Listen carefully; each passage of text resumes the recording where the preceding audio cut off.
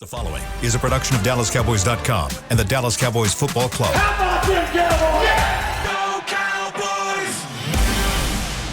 This is Cowboys Storylines with Nick Eatman. What's up? It's a happy Friday here. Cowboys Storyline. I say happy Friday. It's not everyone's happy about the news of what's been going on here the last 24 hours. There's been some sadness, but it's Friday, and there's game week coming up here in a couple of days. Cowboys will take on the Arizona Cardinals in Arizona. So let's get right to it here. I mean, let's don't waste a lot of time. We don't have a ton of time here. 45 minutes is usually what we do on Fridays, and I'm sure there's going to be a lot of talk about the cornerback situation and Trayvon Diggs. Obviously, the Cowboys had really tough news yesterday, finding out that Trayvon Diggs suffered a torn ACL in the middle of practice on Thursday.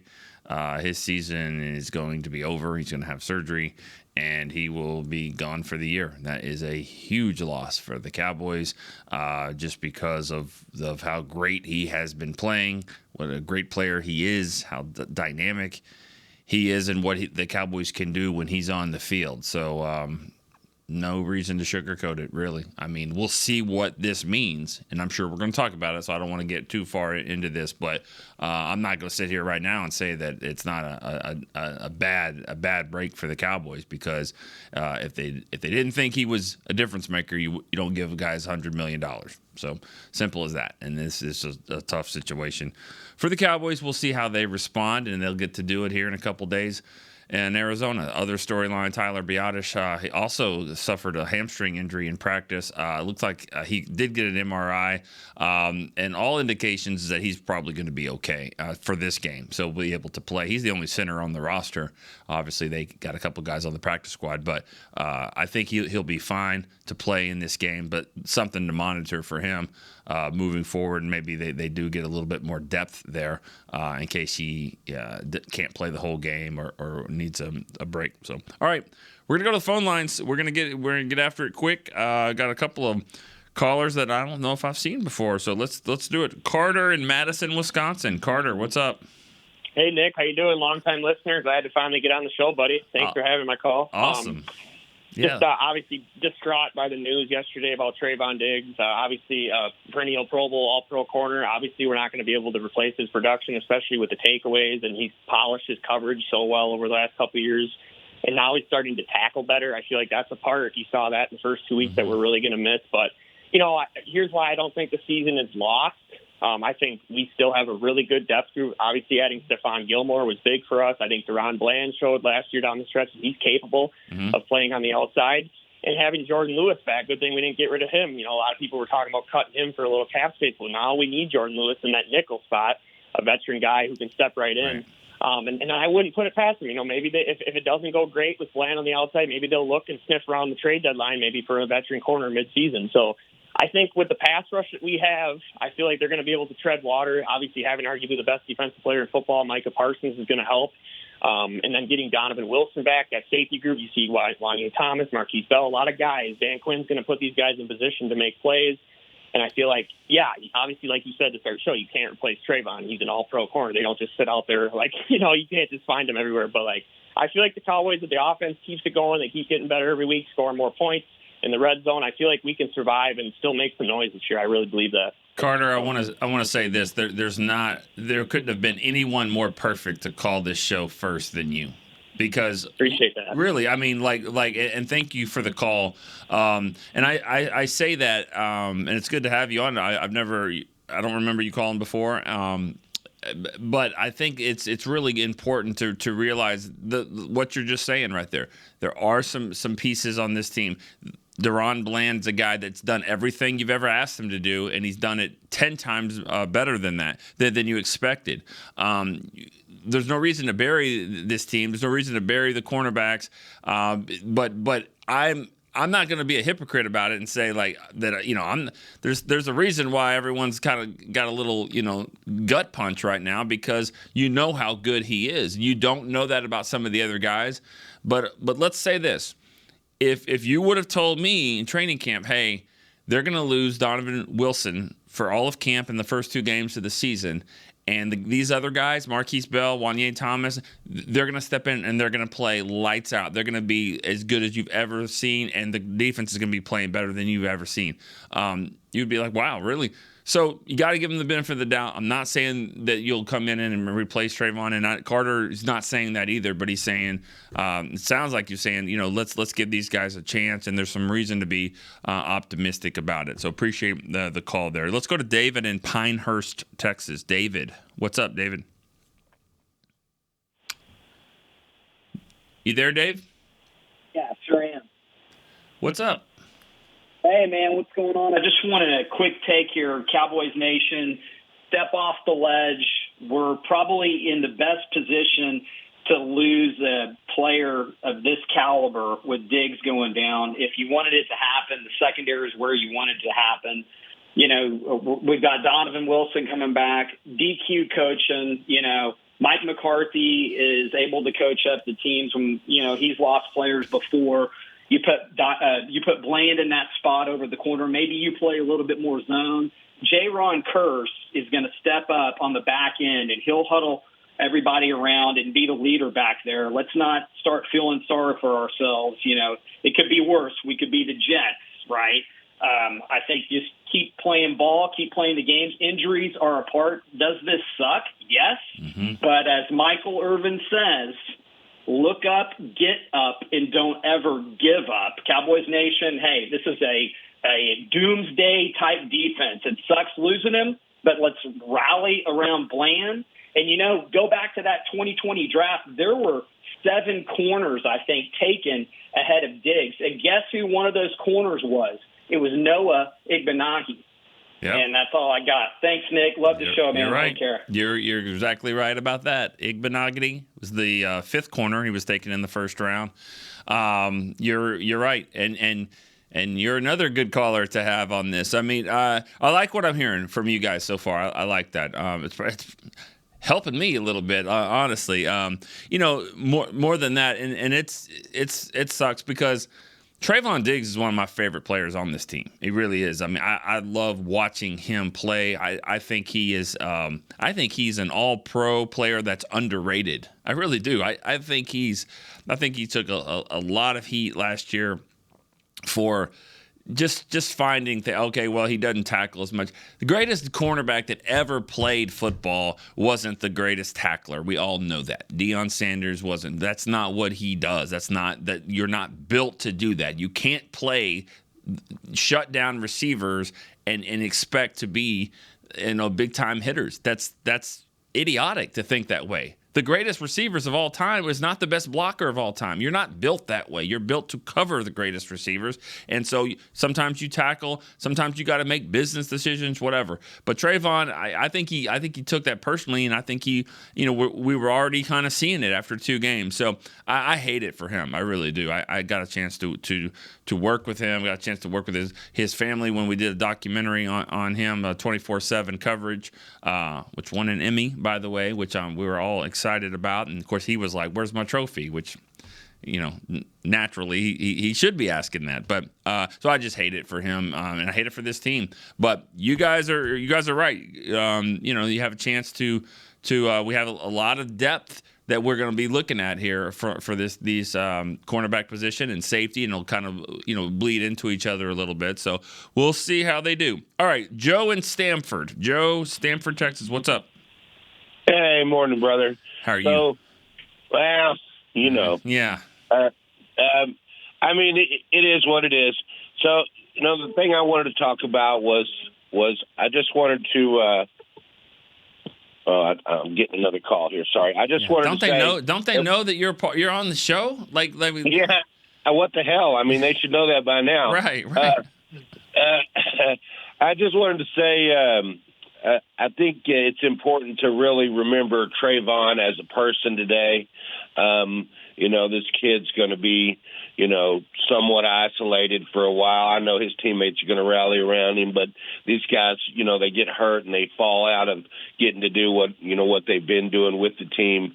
And it's important to remember him as just a person, not a football player.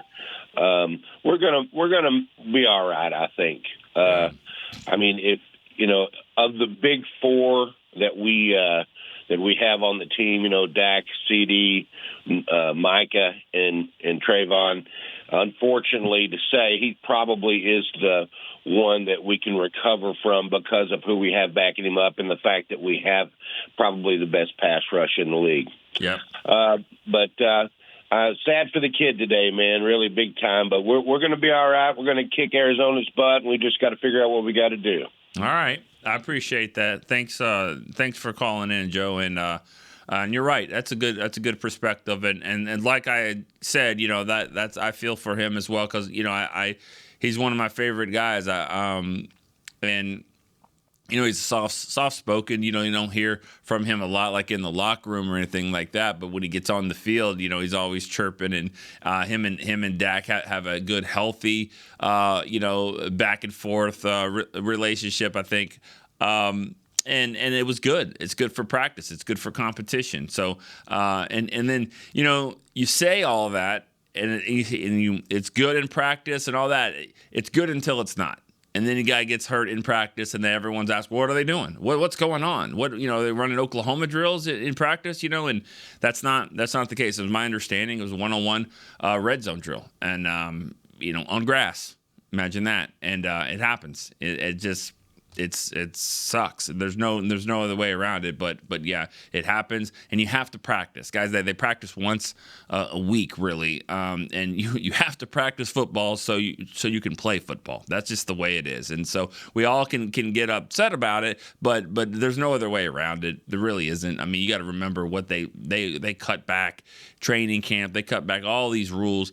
These guys have to do the best that they can. The coaches to get these guys ready to play. We'll be the first ones to say, well, why aren't they ready to play? That's how you get them ready to play. So if there's any talk like that, just remember, there's no other way around it. You can't really avoid it, and it's bad luck.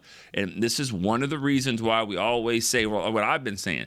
You can look ahead down the road. You can look at the 49ers game. You can look at all these things. You look at the playoffs. But that's why you can't get too far ahead. Things like this happen. We just don't know what this team is going to look like. And we don't know what it's going to look like in 24 hours. So that's why it's important to just kind of stay in the moment. And this game against Arizona changed a little bit. Now, I'm not saying that they're not going to still win and or win big, but it's how do they respond from this injury. And so things are always changing. That's the nature of sports. All right, Chris in Mississippi. Chris, what's up? How you doing there, Nick? I'm good, Chris. How are you? I'm doing good. This will be my last day for the weekend, so that's always the great. Yeah. I was going to say, man, 2 years ago, even last year, I was freaking out a little bit when Anthony Brown went down. But now that we have Stephon Gilmore, just in another year on some of these young corners, how much difference does it make in our attitude? I mean, this would have been a devastating, absolutely devastating loss. And I'm not saying it ain't, because I've never been so sad that an Alabama player got hurt. And I know that sounds bad, but I'm a State fan, and I know you can relate to that too. Yeah. But I mean, everybody needs to take a deep breath and take a step back and remember, we still have McQuamo, who played really good last year. Everything I've heard out of training camp that Nashawn Wright looks great. And you got Deron Bland. And, I mean, Jay Lou is a baller. He's been a baller since he got here. So I really think that, yeah, it's going to hurt, and we might miss some production. But guess what? Young guys, step up. Now we're going to see where we're at in cornerback. And if we need to go get one in the draft, we'll find that out now. Yeah. And that's the blessing on the other side, because we have such a great defense. 2 years ago without that front, we would have been freaking out. But I do believe, hey, maybe this is our, backup quarterback moment this year, and we won't have to worry about that. Yeah. So. Well, thanks for the call. Little different from the fact that it's only, that was only 4 or 5 games. And Cooper Rush did a great job. This is for the season, so whatever you're trying to figure out, you're going to have to figure it out, and it has to be a long-term plan. But there are some other options you can do, and as you said, you can figure some things out. Nashawn Wright is on injured reserve right now for 4 games, first 4 games, and he should be ready to go. Now, I don't know if that's the answer. I really don't know. I mean, to me, he's just kind of been a guy. He hasn't really shown the ability to play a lot, at a high level.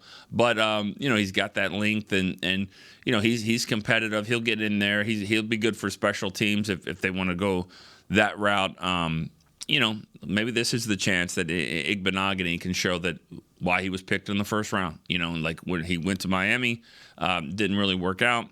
He didn't have the pass rush there that he has now. So, maybe he'll get a chance to kind of show some things. But he's still your 4th corner behind Gilmore and Deron Bland and, of course, Jordan Lewis. So, you got some options for sure. All right, let's go with Irwin in Denver.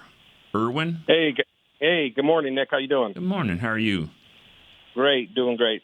So I guess what I wanted to say was in Dan Quinn we trust, right? So we have to trust that Dan Quinn's going to put the players in position to make plays and make up for the loss of Diggs. But one thing I wanted to run by you, or the second thing was, I was just listening to Michael Irvin. It was a little strange hearing him say that now that this happened to Trayvon Diggs on our defense, that Dak Prescott was going to have to step up and do more. And I think that, I don't know, it was really an emotional statement by Michael Irvin, because I really think that Dak Prescott is playing really good, and I don't think McCarthy's going to, have Dak Prescott do that again like he was kind of playing last year. I think our offense is running just fine the way it is, and I just think that that's the wrong approach, and wanted to get your thoughts on that.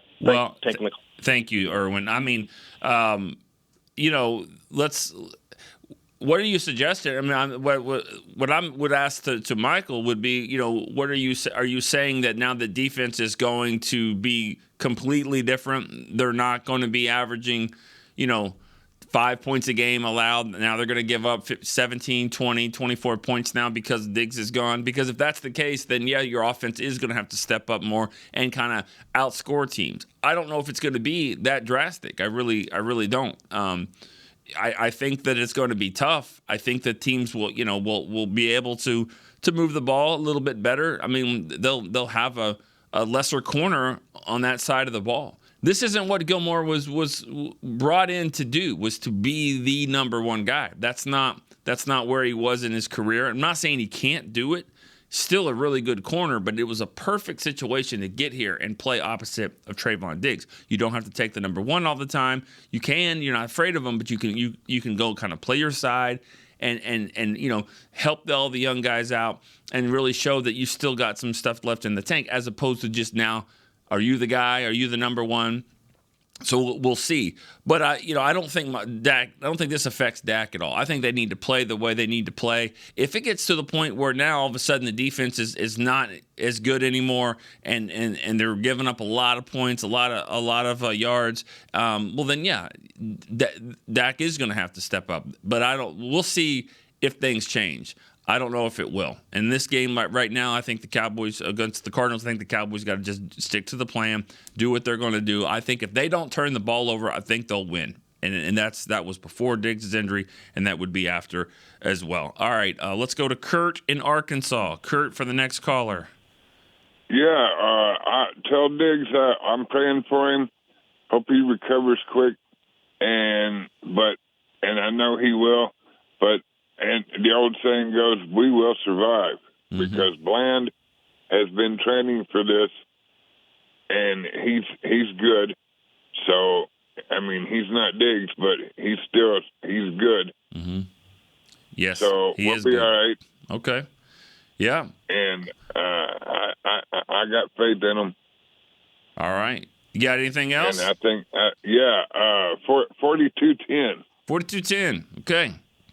Right. Guys, thanks for the call, Kurt. I should have thrown this out a little bit earlier. You guys want to weigh in? One of our pod picks questions of the day is, who's going to score the non-offensive touchdown, if there is one? Who's going to score a touchdown, whether it be offense or defense or special teams? So who's going to be that guy in this game? It was Igbenogany the first week, Deron Bland, and inches away. Micah Parsons was inches away from getting a touchdown last week, so maybe he's the guy. So when you call in, you can definitely throw that in. I'll give my answer there, and that's the one we're going to do throughout the day here on the Pod Picks. I know Talking Cowboys had 3 answers earlier, so we'll see. We try to mix it up on there. All right, let's take a break here on Cowboy Storyline. Let's take a break. When we come back, we got some text line questions, and we got more callers to get here on Friday on Cowboy Storyline.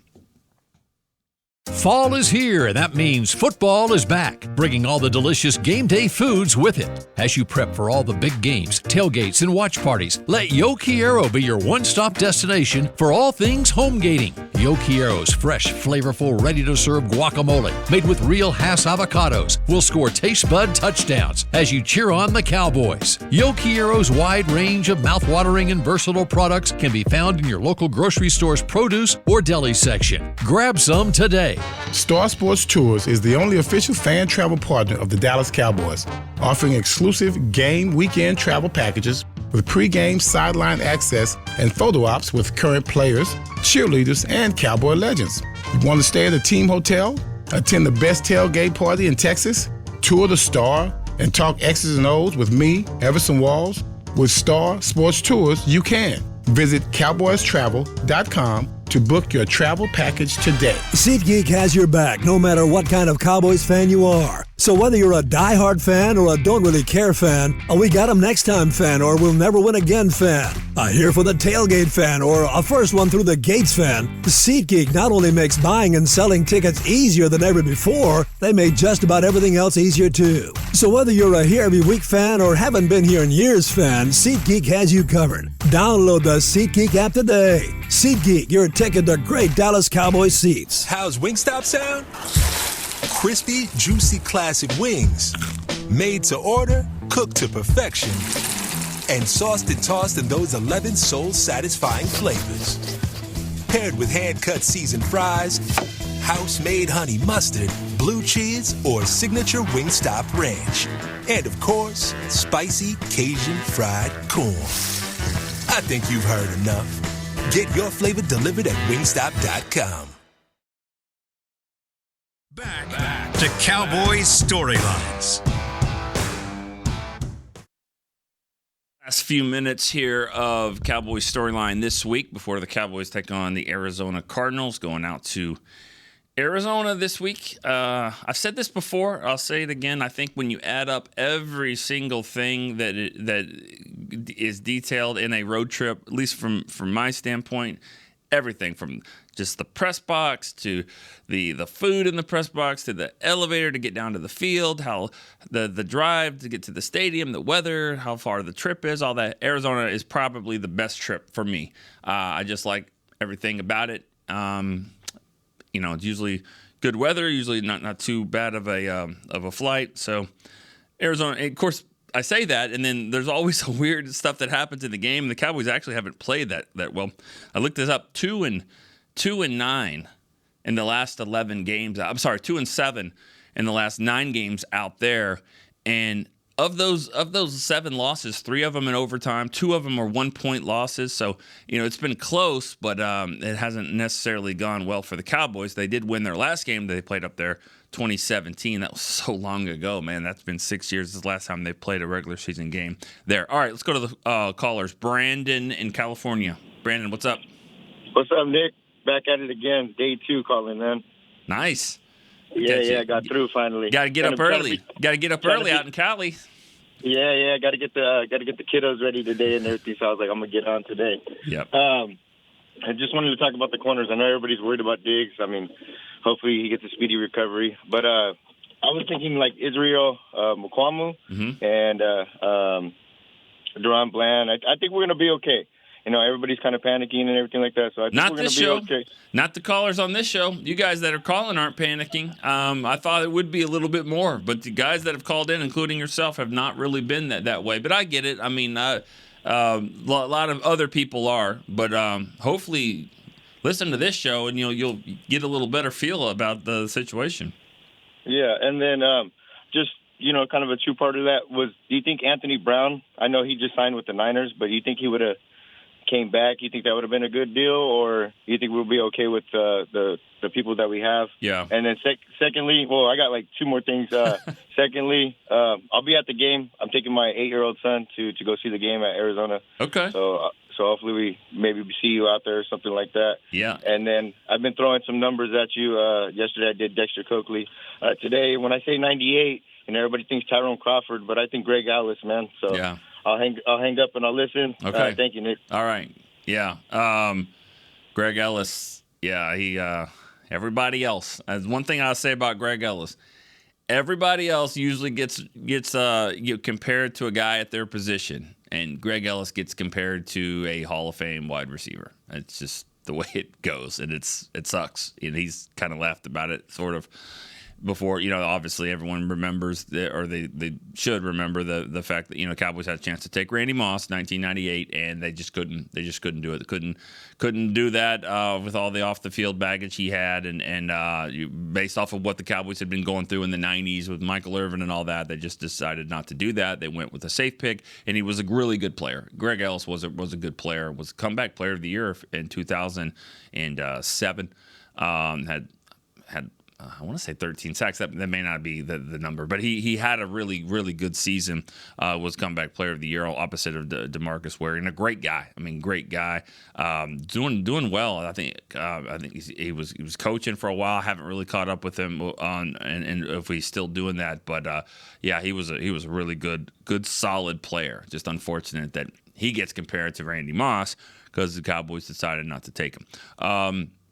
And I don't think Anthony Brown. I mean he's obviously with another team now, but I think they've already made the move of a veteran guy and bringing in Igbenogany. I think that's kind of what they decided to do before the injury. They're going to play this thing out and see. Let's not forget they drafted Eric Scott. And they kept him on the roster.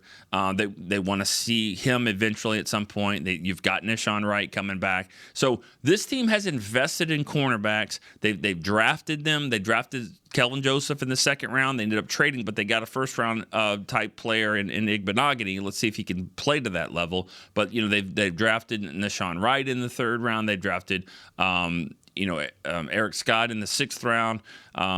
So let's see. I think they've got resources here that they're going to tap into first before they go and down the line and try to get anybody else. All right, David and Nick in Austin. We're going to go with Nick in Austin first. Hey, how you doing, sir? Man, I'm good. How are you, Nick?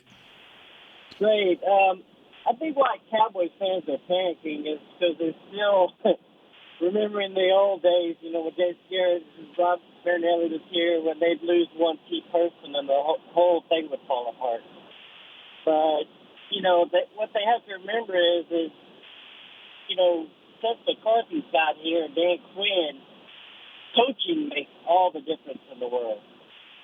And they take the player and they're like, instead of you playing our scheme, we're going to see what you do well, and we're going to put our scheme around you. Yeah. And not only that, they have to remember we've had, people go down. That's football. They have to, all the teams, even the teams that win the Super Bowl, they have good players to go down. I mean, this happens. Yep. You have to be able to overcome it. But the last thing I want to say, and the last thing that the fans need to remember, is that if they think about it, Terrence Steele went down with ACL. I can't remember but the point I'm getting at, they came back stronger and better. So wherever their surgeon is, he is a master because they seem to always come back bigger and better. Now the player has to put in the work. Yeah. But whoever they have is really spectacular. So that's all I have to say, and have a great day. All right. Thank you, Nick. Have a good day as well. And I think that, like I said before, there has been some good optimism here for this injury. And I agree with you for the most part. I do agree with you about the coaching staff has been good. But, I mean, like I said before, I mean, you're not paying guys $100 million if you don't think that they're difference makers and if they don't think that you can just replace them with someone else. That's kind of what the running back situation is going through right now. That's why these guys aren't getting paid like they feel like they should, is because teams are saying, if I lose my running back, I can probably replace him with a cheaper guy, and we can be nearly as good, if not as good. And I don't think that's the case at corner. So I'm expecting a drop-off, and I think we all should. That doesn't mean you can't figure this thing out in a different way. Maybe they blitz more. Maybe they if they need to do that, they'll figure out. Dan Quinn's the guy to figure out what they need to do. So, I think it'll be okay. But we'll wait and see. We'll wait and see how it happens. All right, let's go. We got some text messages here. Let's go with. Don't have a number here. I just got a 951 is the area code. Wanted to say great show. Deron Bland will have the interception for a touchdown. That's his prediction. Also saying 35-13. All right, let's go now to David in Fort Worth. David, what's up? How you doing today, sir? I'm good. How are you? Yes, sir. Yes, sir. I'm not as good as I was yesterday before the news, obviously, like everybody else has expressed. But fair. Yeah, but listening to the callers and then as well as just kind of sleeping it over, like everybody has discussed, like, if anybody's going to make it happen, it's going to be DQ, man. Like, he's just an awesome coach. He's going to figure out something, and prayers up for Diggs. But I don't want to continue to beat that dead horse, so I just wanted to throw out a score prediction and a crazy prediction, if that was cool with you. Do it. Let's go. Yeah, my score prediction, 33-9. I think Dallas is going to really put their foot on, play with a lot of passion for Diggs. Crazy prediction, and also the pod picks answer is I think Turpin's going to take a punt back this week. Turpin. And my beautiful wife Jessica, I think she says that they're going to be so wrapped up trying to stop Osa and Parsons that D-Law is going to go crazy. 2 sacks, she says. I don't think that's that crazy, but that's her crazy prediction. So, yeah, I just wanted to throw that out there, and appreciate you for taking my call. All right. Thank you so much, David. Good stuff. Turpin, yeah, I mean, it's not called a defensive touchdown. That's not what the pod picks question is. It's not a defensive touchdown. It's not an offensive touchdown. Opening the door for Turpin to do that on a punt return or a kick return as well. 33-9. That'd be a beat down. That would be a good game. If they could definitely do that. Let's go back to the text questions here. Let's see. Another one on Diggs. This was from Ryan. He says, do you believe Dan Quinn can run the same type of defense, aggressive man coverage defense with the loss of Diggs? Much prayer sent to Diggs. What are your thoughts? I think it's all about a wait and see. I mean, like, before you just say, all right, the whole thing's over. Maybe Deron Bland is ready to really become a star. I mean, he's really good right now. Maybe he's ready to do that. Maybe Stephon Gilmore has more than we think he has, than the Colts thought he had when they traded him. So I'm not trying to be hypocritical here. I think this is going to be a tough loss. And there's a reason why everyone's kind of down about this, because they know that Trayvon's so good. But before we make all these huge changes, we have to see. And I don't think it's just one game against the Cardinals or even the Patriots. The thing that made this so exciting to have Diggs and Gilmore, to have 2 corners, is that when you face a team like Philadelphia, who's got 2 really, really good 1,000-yard receivers in Smith and Brown, and you face a 49er team that has all the weapons, you're going to have to match weapons with weapons on defense. That's what you have to do. In any kind of fight, you've got to, whatever they've got, you've got to have that and more. And that's why it was so important to have Diggs there. That he made Gilmore better. He made the pass rush better, vice versa. So, but before we do and say they got to make all these changes, we got to see. Got to see how they play and see how. And it starts this week in Arizona. All right, let's go to Marquise in Virginia. Hey, what's up, Nick? Did I say that right? Is it Marquise? Yep, Marquise. All right, cool. We got it now.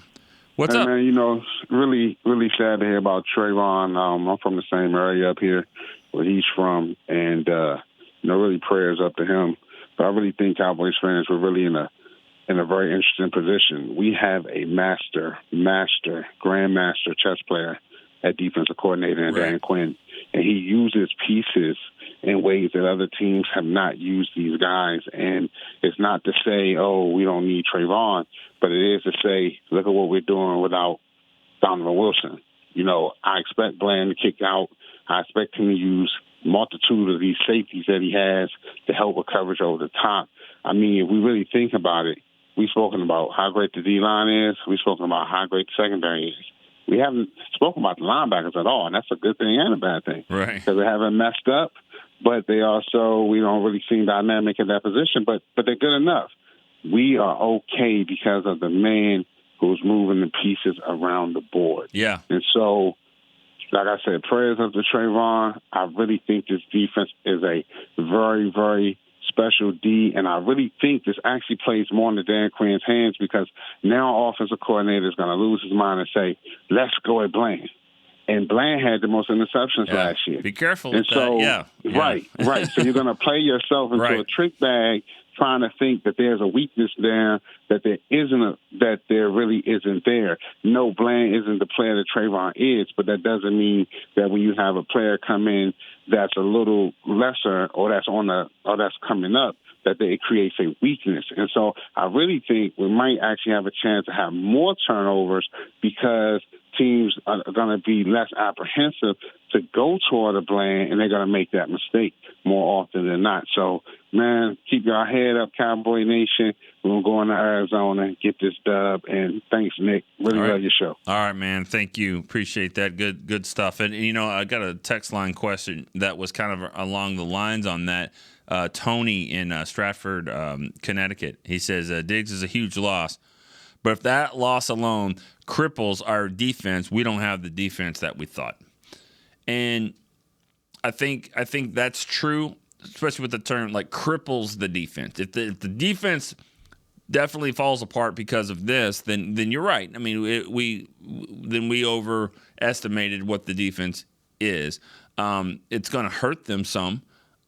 Because you can't just keep losing players, or you can't lose a lot. You can't have a lot of injuries. That's why you've got to be really, really talented, really deep, and really lucky. That's what you have to do to make it to the Super Bowl. You have to be lucky, or you've got to overcome it. I mean, I think when Mike McCarthy, when the Packers won the Super Bowl 45. I think he had 17 players or something like that on injured reserve that year.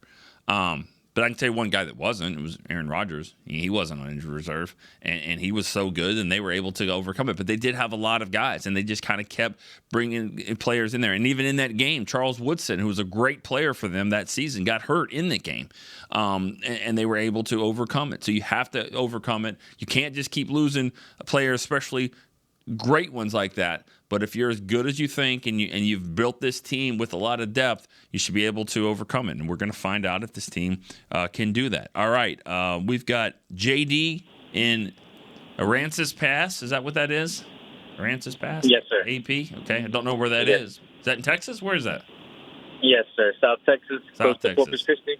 Got it. Okay. I don't know if I've been all the way down there before, but what do you got, JD?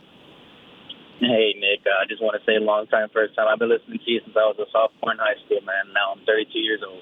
Oh, wow. Wow, that's great, man. I appreciate that. Hopefully your grades were good then. Hopefully we didn't mess up anything in your. I know mine weren't good. I know I was listening to the radio or reading the newspaper back when I was a sophomore in high school too, trying to get as much Cowboy news as I could. So, what do you got? I had to sneak in an article every now and then. Had to see what y'all were talking about whenever I could. But I just wanted to give a crazy prediction and ask you a question. I'm sorry, just a score prediction and ask you a question. I think that will win 38-10. I think it should be. I mean, of course, the Cardinals are a professional team, so I'm pretty sure the boys have their work cut out for them. But I think they'll be able to handle it. I think, like everybody else was saying earlier, nobody's panicking. Yes, the Diggs loss is a pretty big loss. We know what he is. We know what he got paid. But even Micah said it. He's his brother's keeper, so he's going to try and put it all on him, and he'll get it done, and it starts in the trenches. And my question for you is, what's been your favorite season so far? Favorite season? Yes, sir. Oh, man. That's awesome. Thanks for the time, Nick. I hope you have a good weekend, man. Thank you. Favorite season? It's funny because they've all ended, earlier than you wanted them to. But, that's kind of tough because there's so many other factors involved. But, I could just kind of take the easy route and just say my first one in 1999 because everything was new, and it was so every experience was kind of different. And also I say that too because that was the end of a lot of play. Like I can say, I covered Michael Irvin and Deion Sanders because they both played in that 99 season. Irvin just a few games before he got hurt. Aikman played a couple more after that. Emmett a few more after that. But 99 was the end of that reign. Daryl Johnston played one game in 99. So I was able to kind of those guys. You got to remember, when you're 10, 11, 12 years old and a diehard Cowboy fan, and you're trying to see this team get back to the Super Bowl, and in the early 90s. I mean, I was a young kid collecting cards with for Troy Aikman's football card, Emmitt Smith, all those guys, and then here I am covering them. Deion Sanders, are you kidding me? Deion Sanders is one of my favorite players. I get to to be in the same locker room interview and all that kind of stuff. So 99 was the year where I was the young guy, and there was a lot of like established Hall of Fame type players there, and it was cool. And the first game ever that I was there in regular season was the Washington game where they came back 21 points down in the fourth quarter to win that game. That's probably my favorite game. So since then they're all different in their own way. But yet, I mean, it's hard to beat that one just because all the dynamics of it was happening there. Brian in Kansas City. We're going to go to the next caller. Brian in Kansas City. What's up? Hey, good morning, Nick. Morning. How are you? That was some rough news yesterday, wasn't it? Yeah, I know. But all you got to do is just listen to the first, 40 minutes of this show, and you should be in better spirits because I'll tell you, I'll give you guys credit. You guys are better than me. You guys have better outlook about this than I did. I'm kind of bummed about it too, but I feel better just with this show. So, yeah, I was watching Media Mash when the news broke yesterday, and it was just them listing off the guys, and I'm thinking, okay, so we got Igbenogany and J. Lou and Bland and Gilmore and Eric Scott, and it's not like last year. Mm-hmm. We're in a much better position right now to withstand this. We obviously don't have, somebody made the comparison of what happened in the season where, who was it, Smith that blew out his Achilles in the opening day one year. Was the same year we got Deion, right? Right. Kevin Smith, so, somebody tried to make that comparison. They said, but we had Deion Sanders as the person that replaced him. Right. Not quite the same. We don't have another Trayvon Diggs on the shelf, but we really do have some, in the offensive line, we've been complaining we got no depth. We got depth in the defensive backfield. Yeah, true. I mean, they do. Not to this point. I mean, if you're going to have an injury, you don't want it to be number one. You'll take a 3 or 4 or 5 or something like that, and then just say, hey, we got some depth. You don't want to hit it number one because like you said, you don't just. There's probably a bigger drop off between 1 and then 2 and 3 and 4 than any other spot there. But like I said, we're going to find out. I mean, maybe it isn't. But I kind of tend to think that it's going to be a drop off, but not to the point that it'll change a whole lot. So, but hey, I got a question for you.